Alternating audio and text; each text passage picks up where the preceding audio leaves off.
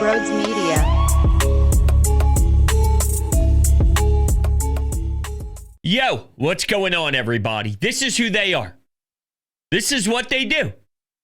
They fail when they have runners in scoring position with one out, with no outs. They have Taijuan Walker still, who, unfortunately for him, had the second inning. And you can't run away from that second inning no matter what else transpired.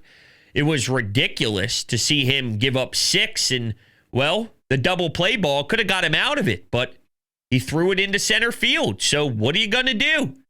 The bottom of your lineup stinks. Trey Turner is now hitting .236 on the season. JT Realmuto now hitting .222. And Bryce Harper hitting .246. And speaking of JT Realmuto, when he almost hit a home run to make this a ball game again, but it was a couple inches foul, he got rung up on a pitch that was so disgusting, you would think any manager would lose their damn mind because of it. Sometimes I think fans ask for managers to kick over trash cans and to kick dirt on umps maybe a little too frequently for my liking. You have to be very methodical when you do it. That is the most glaringly obvious spot to do something to try and inspire your team. And even if it doesn't really play out for this particular game, it makes the energy shift a little bit with your group that could maybe even roll into tomorrow. Just fire. And clearly the team lacks it. So I'm very disappointed in Rob, who I've been giving a ton of credit to because I think he's been doing a pretty good job of showing urgency lately. And that was prototypical 101. You cannot fuck my player up like that. You can't fuck our team over like that. It should have been more base runners on with a chance to see if we can maybe make magic happen. Now, truth be told, they probably wouldn't. Truth be told, they are a disaster at the plate and they leave so much meat on the bones it makes me sick. So they probably would have failed. But who knows? Maybe you get lucky. Who knows? Maybe you get a timely hit. Who knows? All I know is the guy behind the dish, he can't be the one to screw us over. It's got to be the one in the box. I can put my head down at night knowing at least, hey, you failed because your guys suck. You didn't fail because the guy behind the plate sucks. I guess I'm pissed off either way. But you get my point. It's the technicality of it that matters to me. It's the principle. So do you want to walk through the disaster? Okay. Again, it's nothing new with this group, but here's where it stung the most. And you could actually hear the ballpark deflate in the fourth inning. You're down 6-3. I got 3 key moments to really, really focus on. And I guess the fourth would be how devastated I am in Rob Thompson not freaking out when JT struck out, and I'll use air quotes. That pitch was 8 feet off the plate. I mean, that's pathetic. You should lose your job and go to jail when you have a missed call that badly. Jail. For probably a good 18 years where you can't see your family or eat. And you see how long you survive because you're that terrible at what you do. I'm sorry, I don't make the rules. I'm just telling you how I feel about it. And if I did make the rules, that would be the rule. Just saying. 6-3 in the fourth. Second and third, no outs. And Alec Boehm finally did something nice where he ropes one to the wall and gets a double. So you got second and third, no outs. Rojas might be worse than Marsh at the plate.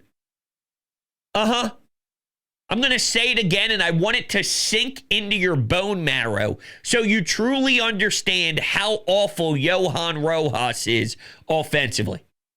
And his defense does not outweigh this, by the way. I want to be very clear. But Brandon Marsh might actually be better than Johan Rojas is at the plate. So you have Rojas, you have Stott, and Stott's not a threat at the top of the lineup. Knowing how pathetic the bottom of the lineup is, when you finally turn it over, I got to be honest, I would love for the threat to be Kyle Schwarber, but the problem is you paid someone like Nick Castellanos to be a right-handed bat to protect Bryce, and he can't really do his job enough. Sorry, it's just the truth, or else it would be an obvious position to be in where Nick is glued to right behind Bryce Harper, but he's not because he just hasn't lived up to that standard. And listen, Nick is the farthest from the problem compared to everybody else so far this season, but big picture, he clearly isn't an automatic, or else you wouldn't be throwing Kyle Schwarber behind Bryce Harper at times. It just is what it is. But this is the snowball effect that happens. Trey hitting 240-something. That's now moving him out of the leadoff spot. So now Stott's up there. He's not a threat when the bottom of your order struggles as badly as they do, and it finally flips over. So it's stinging. It truly is. So, you got Rojas, you got Stott, then you got Trey first pitch swinging with a little diddly-dinky-do that goes right back to the pitcher's mound, and you don't score any runs. You needed to get to make it 6-5. Hell, you needed more than that, if I'm being honest. But I would have taken a couple of runs just to get the mojo back. That Taijuan Walker inning was so deadly and so bad that if you could get life out of the fans again, get them cheering, have them standing on their feet, have them getting excited, then maybe you can ride that wave of momentum to see if you can continue a good stretch of offense. But the second you flop, the entire ballpark fell flat. And I don't blame the fans whatsoever. Your job is to give them something to cheer about. Your job is to keep squaring up the baseball so we can actually have something to be excited about in that ballpark. It's unbelievable, man. I mean, I was sitting there on my couch going, look at that. Look at that. Look at all the fans in the stands. Eating a hot dog, having some water ice, slamming down some Chickies and Pete's. Devastated that this is the product they're getting when they clearly needed some rejuvenation after they actually started the game off in the first inning applying runs. But let's get to my next point here that really hurt this team. That first inning. Alec Boehm had so many curveballs to nuke, and he didn't nuke them, and that screwed everything up. 3-0. You know how much better it feels if it was 5? If it was 6? If you kept applying pressure? Now, I know eventually when you score a crooked number or so, you're going to make a third out. But the amount of hittable pitches that Alec Boehm fouled back or straight up missed with a breaking pitch that caught a huge portion of the plate, that's what you get paid to do. I mean, I'm sorry, I'm not tipping my cap to what the Giants were throwing their way and how they were able to pitch so well. This is a Phillies problem more than it is every single team they face just have this excellent pitching staff that mows you down. It's a joke. It's a flat-out joke. So, boom. You really hurt this team in that first inning to not even pour on more runs. Now, ultimately, if Taijuan is going to screw up and miss out on a standard double play and allow, home runs and the ball was getting tattooed, that second inning was the 10 ERA Taijuan. That was the Taijuan that doesn't give your chance a team to win. And unfortunately for him, I thought he was better in every other inning, but that inning was so drastic. That inning was so bad that he didn't give your team a chance to win. And that's what his job is. So that second inning was that detrimental. Who knows? Maybe if Boehm did score, it still would have been pissed away. But 6-5 is a lot different than 6-3. They probably would have sucked anyway. I know. I'm not feeling great and positive about this group. But it's always about the principle. So we brought up the fourth. We brought up the first. And then in the sixth, Kepler on third, 1 out in a 6-4 game. You got Rojas and Stott. Before you know it, the next half inning, Giants hit a home run. It's now a 4-run game. You don't do your job. The Giants do their job. And by the end of it, they're putting up double digits in your ballpark, game 1, to set the tone in a 4-game stretch. Giants are good. Phillies right now are in such a bad vibe spot. And something needs to change. And that's why I was very disappointed that Rob didn't show any fire. I know that's not his MO. I know that's not what he does. I know that's not his organic self. But I think that's why it can work. Because it is, holy hell, look what Rob is doing. If you're a player in that dugout and you see Rob lose his cool to the point where he's getting red in the face, he's done it before.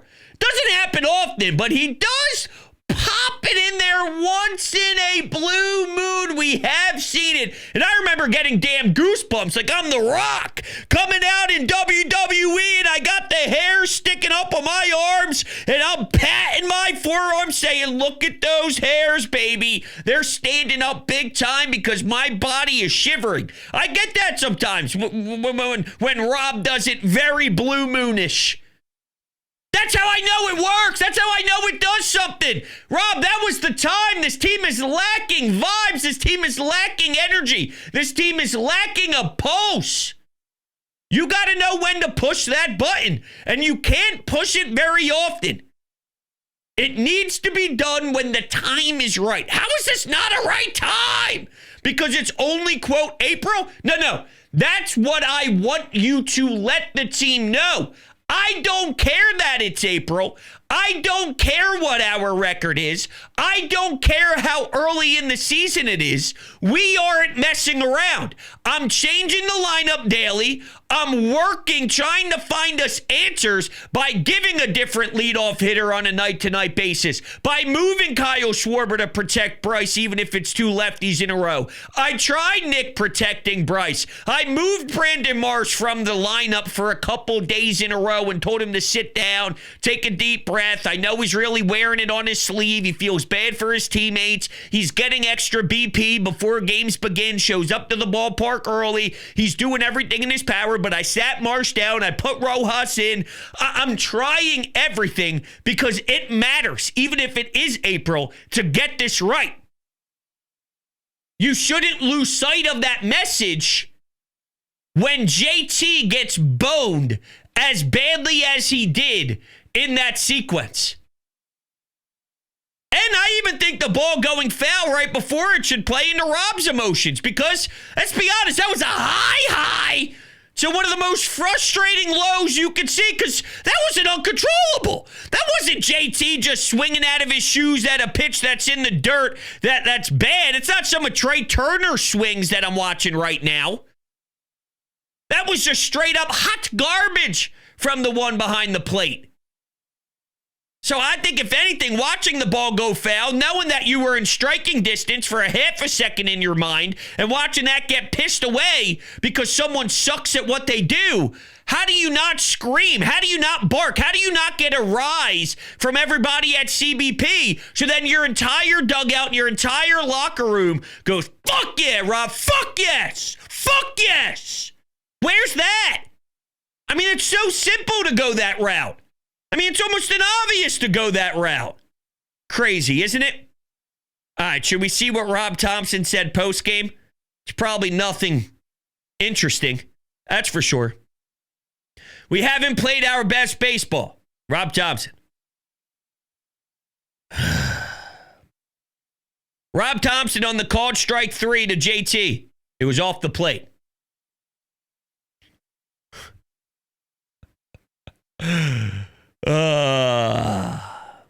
Rob Thompson said Taijuan Walker was good tonight other than the second inning, which was the game changer.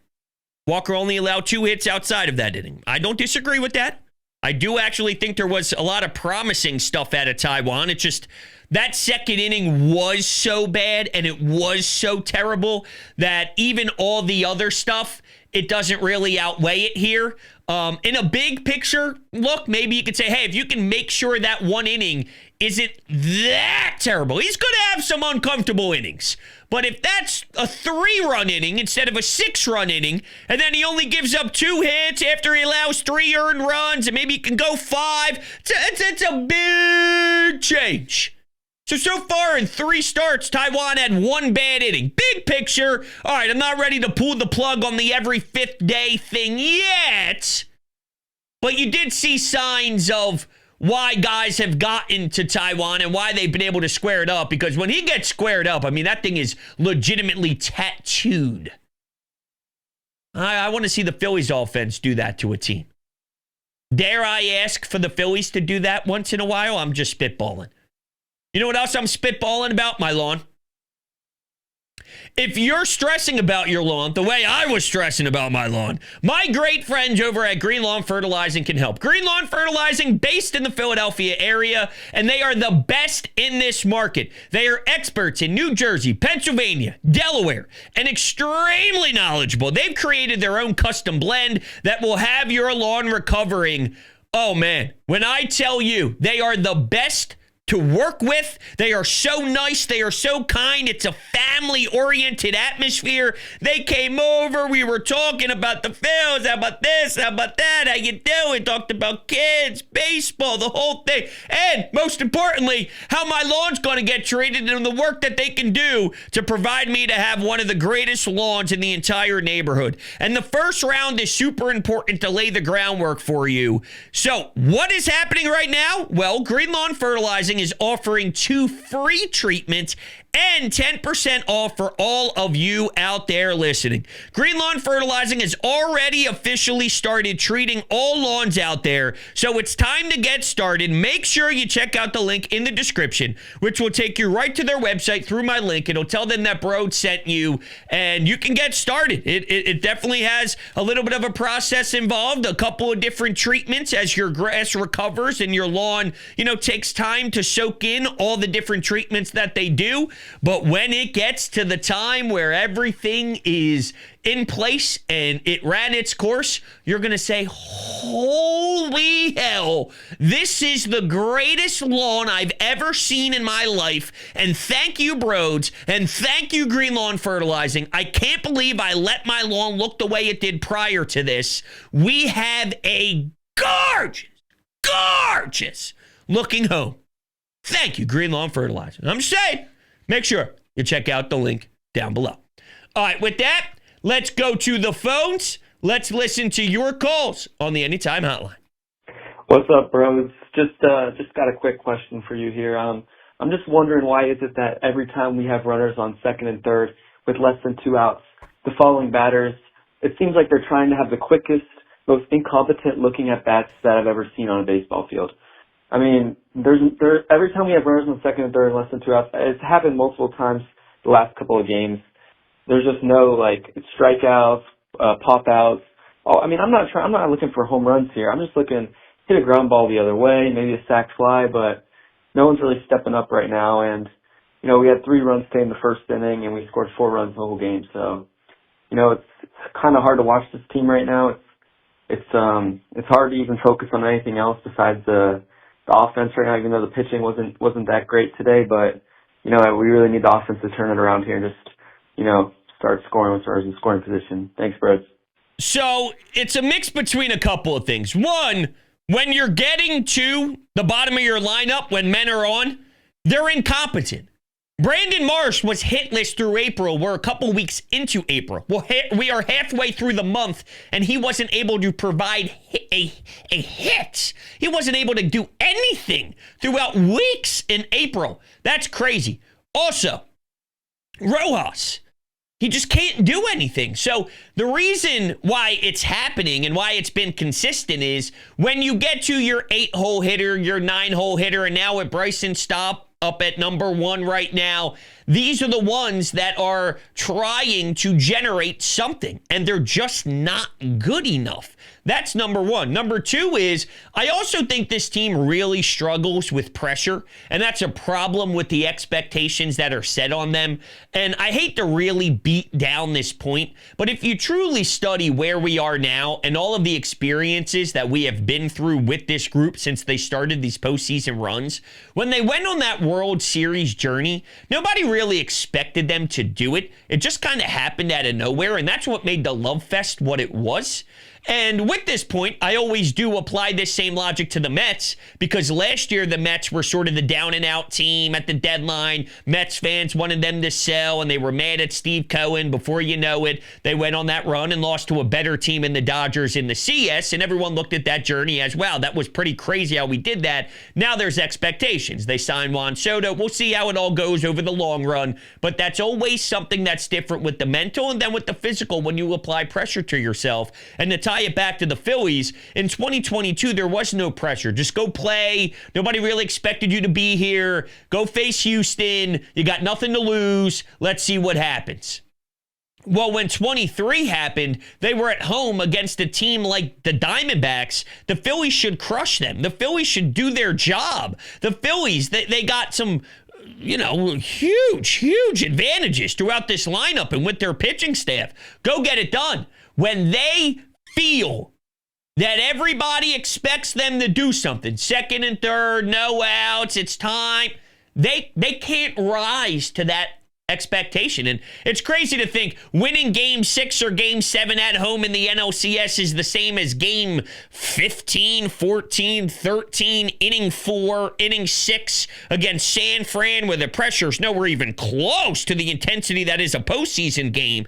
But it's just what this team is. This team, I don't think they have the balls. I don't think they have the stones. I don't think they have the mental makeup to really grab the moment when they are expected to do things. They were expected to beat the Mets. They failed miserably after winning 90-plus games and winning the division finally, after we really haven't been able to do that, to take down the Braves and take the crown. Awesome. You lose in the DS to that team. You know what I mean? When they feel they have to, they grab the bat tight, they try and do too much at the plate, and they're incompetent on top of that with some of their personnel. And when you marry that to, those two issues together, these are the results that we get constantly.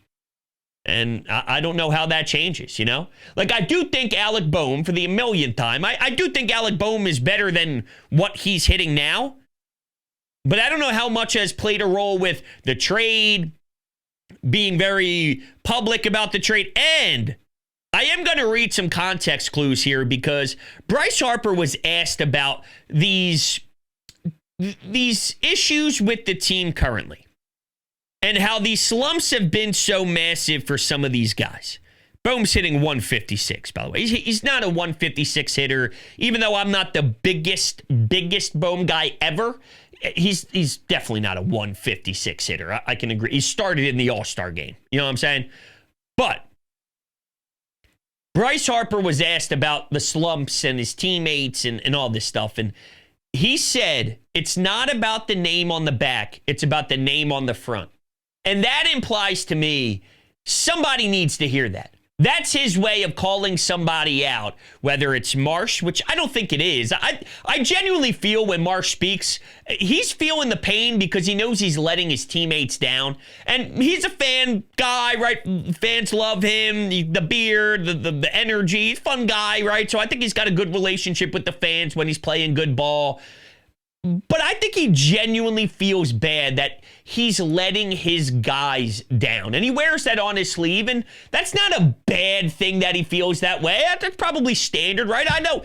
Oops, sorry, I hit my mic. I know if I was playing bad when I was still playing hockey and all, and I'm letting my teammates down, I'm turning the puck over, I'm pissed off at myself, I feel bad for my goalie, I feel bad for my teammates, and I'm putting them in a tough position. If I take a penalty, the other team scores on the power play, I'm in the penalty box, skating to the bench after the other team celebrating, I feel bad for my guys, so I get that. So who else could it be? Well, is this a Boehm thing? Bohm swinging at the first pitch still. Bohm still going up there, trying to take certain hacks, popping up. He's throwing his helmet. He's throwing a tantrum. Is he so focused on just himself right now that he's not worried about his teammates and taking an approach that is being, sort of, that is being taught by the staff during this time of struggle? I don't know, but it's very weird for me to hear Bryce Harper randomly decide to throw out there, it's about the name on the front, not the name on the back. When Jalen Hurts says things, there's a message behind it.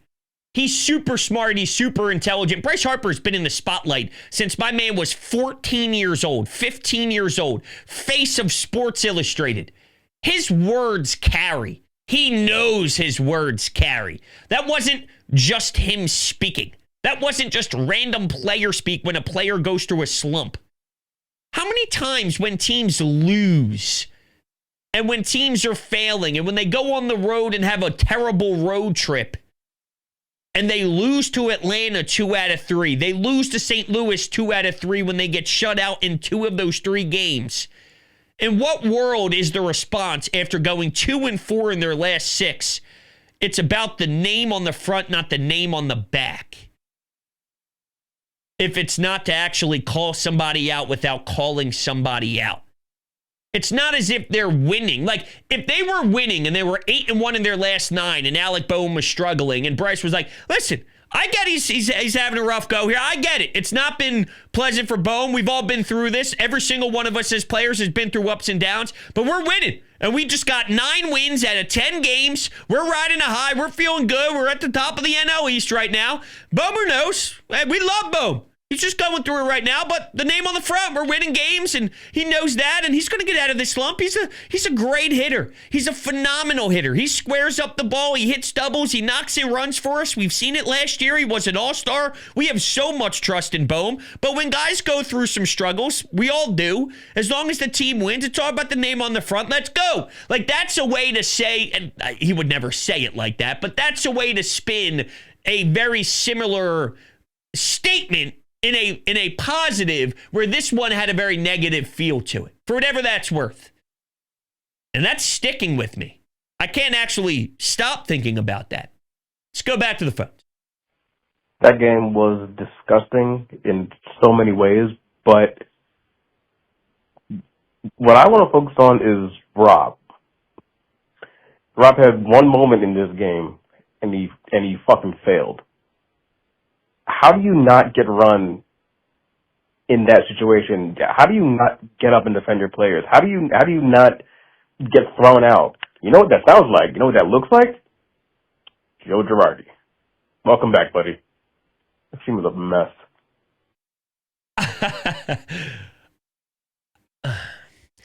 I don't know. I don't know if it's, I guess some of those looks Joe gave. Joe's so out of sight, out of mind for me that I don't really embrace the Joe Girardi era ever. Maybe that's a flaw on my end. Topper just, he doesn't have the instincts to do it unless he just freaks.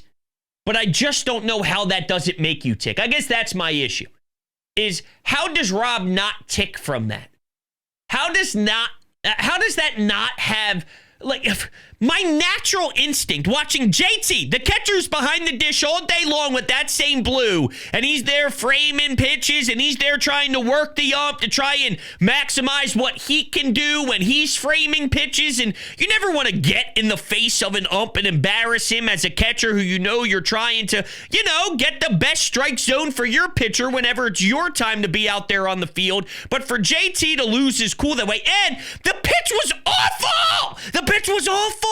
The pitch was so bad. It wasn't even close. It wasn't one of those 50-50s. It wasn't one of those 50-50s where it could go either way. You got to protect. It wasn't even close to 50-50. So how, when you watch that play go down, you automatically don't jump up and it's like you're a zombie and you have no control over your body, and you go right up to the guy and go, what the hell are you doing? How stupid can you be? You're dumb. You're pathetic. You're an embarrassment to the league. You screwed up this inning. We could have had more base runners. We had a chance. You're fucking us, Blue. You're fucking us. How does that not just happen and take over your body? That's crazy to me. So I agree. He had the moment, and he failed the moment. It's very disappointing because I've been giving that guy a ton of credit for his urgency lately. And that was a prime time spot for him to deliver with more urgency to try and kick this into gear a little bit, because this team obviously needs a jolt. They obviously need juice. They obviously need some life here. And that's your job as a manager, to install that whenever you get a chance to. Yes, a lot of these guys should be able to bring it every day and just happen naturally. But when you don't, and unfortunately in this sport over the long haul, it'll get there like that. More times than not, it happens in July. More times than not, it happens maybe early August, late June. After the All-Star game, you start kind of looking more into a race. But, when it's the dog days, that's when it traditionally happens. But the fact that it's happening in April, yeah, it's a big deal. So, do something about it, Rob. It's a little thing, but that little thing can go a long way. Every detail matters right now because of the way your team is lacking something. And Rob missed it. He missed it today. With that, we'll wrap things up. Thank you guys all so much for kicking it. I greatly appreciate it. We'll be talking again soon. Go Phillies.